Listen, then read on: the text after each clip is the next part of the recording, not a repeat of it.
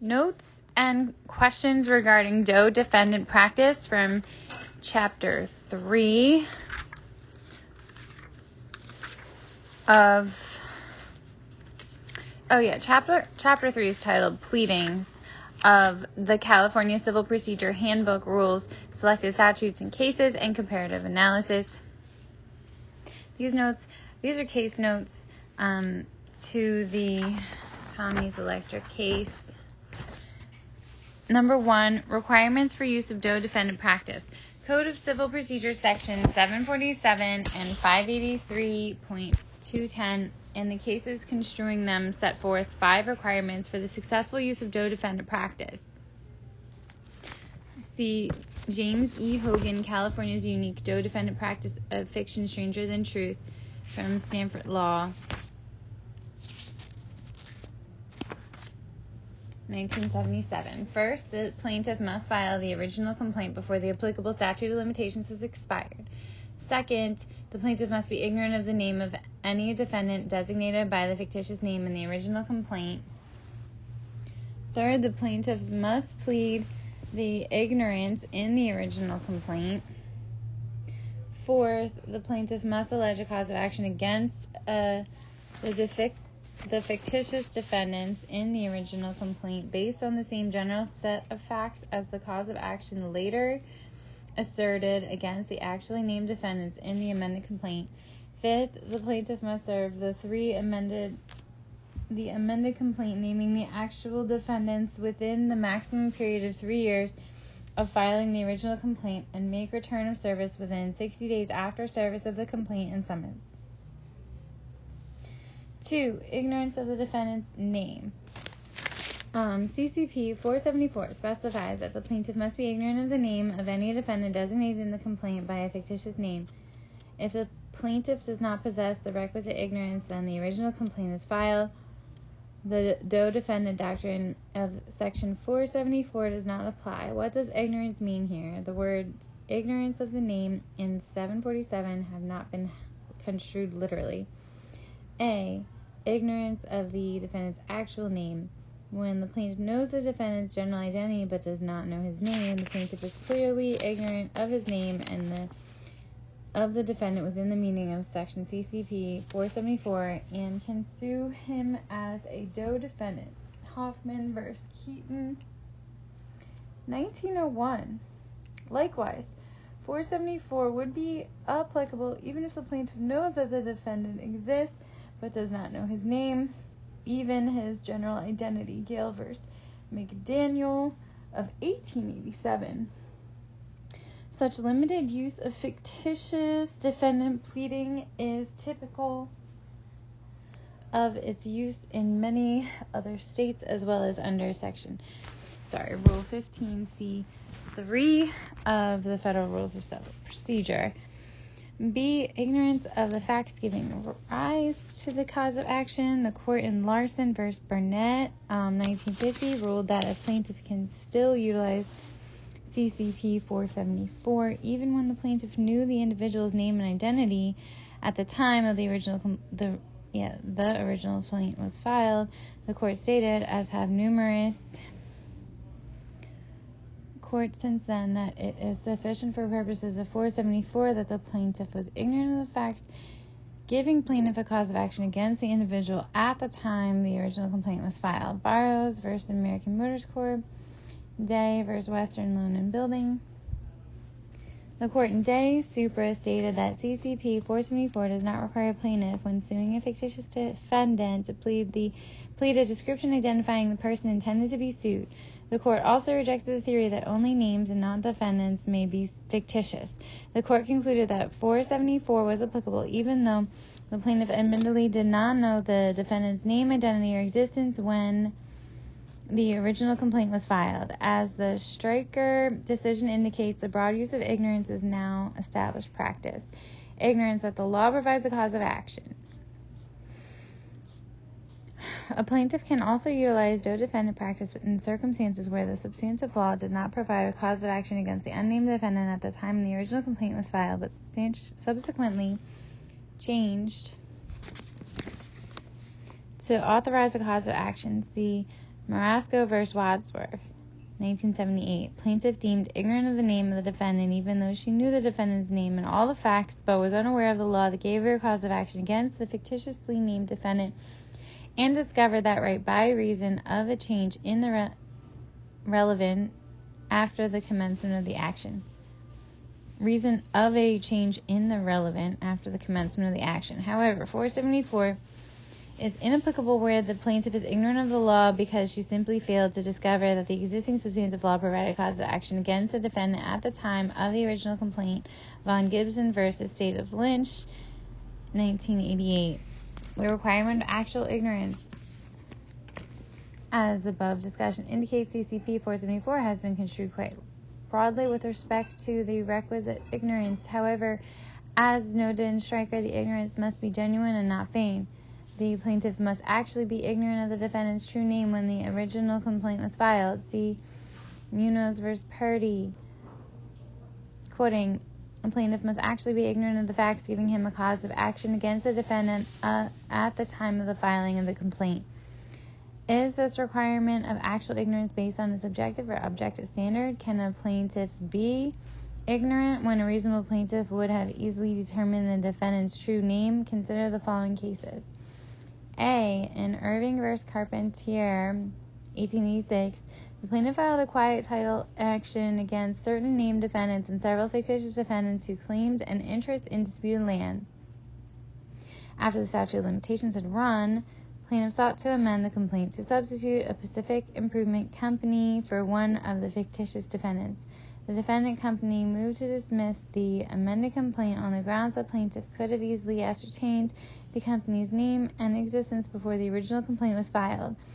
If the plaintiff had searched the public records of the county recorder's office, he would have readily found that the company claimed an interest in the disputed land. The Supreme Court rejected the defendant's argument and allowed the amendment to relate it back, stating that Section 474 applies when the plaintiff is actually ignorant of a certain fact, nothing that whether his ignorance is from misfortune or negligence, he is alike ignorant, and that is all the statute requires. B. In Wallace v. Southern Pacific Transportation Co. of 1976, Plaintiff Wallace was injured while operating a door on a railroad car. His original complaint named several defendants and alleged that his injuries were caused by their negligent manufacture, operation, and maintenance of the boxcar. After the statute of limitations had apparently expired, plaintiff sought to amend his complaint to substitute the transportation company for a defendant. Transportation company moved to strike the amendment on the grounds that Wallace knew the defendant's existence when he filed the original complaint. The court rejected the defendant's argument, stating that the fact that Wallace knew the defendant's existence at the time of the commencement of the action is not controlling. The question is whether he knew or reasonably should have known that he had a cause of action against the respondent. The question is whether the plaintiff acted in good faith in his use of Section 474 rests primarily with the trial court. C. More recently, in Parker v. Robert McKee, Inc. of 1982, the court considered the issue of whether 474 is applicable where plaintiff knew the defendant's name and identity, but not the capacity in which the defendant acted. Plaintiff, a security guard, suffered personal injuries allegedly due to negligent accumulation of debris on stairs in a building being remodeled. Plaintiff, namely, timely filed a judicial counsel form complaint for general negligence and premises liability, which named several contractors, including McKee, as defendants. Unable to locate McKee for service of process, plaintiff voluntarily dismissed McKee as a defendant. 2 years later, plaintiff discovered that McKee was not simply one of the contractors involved in the remodeling, but the general contractor of the project. Plaintiff then filed an amended complaint pursuant to 474, inserting McKee as a defendant in substitution for Doe 1. McKee demurred, contending that the amended complaint was barred by the 1-year statute of limitation and that 474 was inapplicable because the original complaint showed on its face the plaintiff was not ignorant of the defendant McKee's name. The trial court sustained the demur, but the Court of Appeal reversed. The appellate court reasoned that the original complaint showed plaintiff was unaware defendant McKee was the general contractor rather than merely one of numerous subcontractors. The court then concluded that the previous unknown fact that defendant was the general contractor provides a proper new factual basis for a cause of action, and for use of 474, the court viewed plaintiff's belated discovery that defendant was general contractor as analogous to several cases such as Wallace, where the plaintiff knew the defendant's identity but later learned that a defendant acted in a different capacity than plaintiff knew at the time of filing the original complaint. Citing Parker, is the plaintiff's ignorance in Parker the same type of ignorance found in Wallace? Is Parker simply another application of the ignorance standard stated in Wallace, or something different? Is Parker consistent with Wallace? How can the plaintiff be ignorant of the name of the defendant when the plaintiff knows the defendant's identity, believes the defendant is a cause of plaintiff's injuries, and actually names the defendant in the original complaint? Is Parker an inappropriate extension of 474? And if plaintiff had not voluntarily dismissed McKee from the original complaint, would his amended complaint adding a cause of action against McKee as a general contractor be barred by the statute of limitations?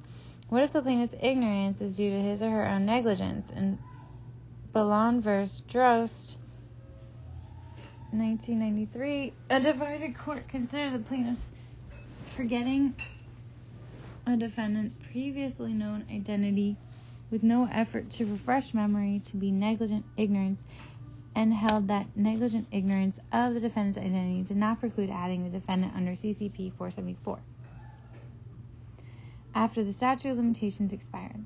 However, the court in Wu v. Superior Court relieves forgetful plaintiffs of any obligation to refresh their memory with readily available information. Instead, the Wu court set forth what it perceived to be a better rule. If the plaintiff knows the defendant's identity and then forgets it at the time the complaint is filed, the use of 474 relation back doctrine to avoid the bar of statute of limitations, the plaintiff must have at least reviewed readily available information likely to refresh his or her memory. Wu, Supra, giving the page number. Do you agree that the Wu court's rule is the better rule? Why?